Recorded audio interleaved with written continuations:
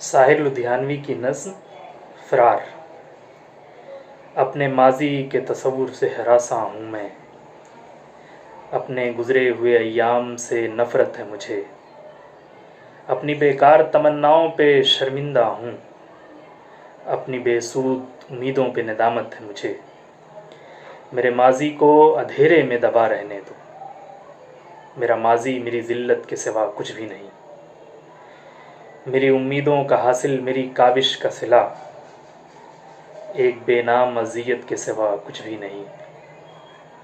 कितनी बेकार उम्मीदों का सहारा लेकर मैंने ऐवान सजाए थे किसी की खातिर, कितनी बेरब्त तमन्नाओं के मुबहम खाके अपने ख्वाबों में बसाए थे किसी की खातिर।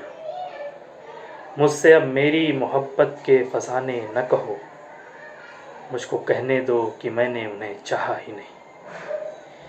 और वो मस्त निगाहें जो मुझे भूल गईं, मैंने उन मस्त निगाहों को सराहा ही नहीं। मुझको कहने दो कि मैं आज भी जी सकता हूँ। इश्क नाकाम सही, ज़िंदगी नाकाम नहीं।